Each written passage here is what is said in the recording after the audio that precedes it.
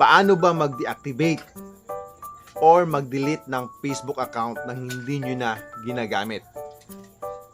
First, go to your settings, then see more in account center, then personal details, and then account ownership and control.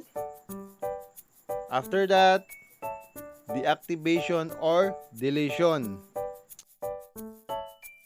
Pagkatapos mga ka-George, i-click niyo po yung name account po ninyo. And then, deactivate account. Deactivating your account temporary. Your account in main account profile will be deactivated and your name and photos will be removed from most things you have shared. You will be able to continue using Messenger. So, pwede ka pang makagamit ng iyong Messenger. Delete account. If gusto mo nang i-delete yung Facebook account mo. Reminders, hindi na siya pwedeng ma-retrieve. Lahat po mawawala. Pati yung Messenger, photos, anything nasa yung Facebook account, lahat po mawawala. Hopefully nakatulong mga ka-George.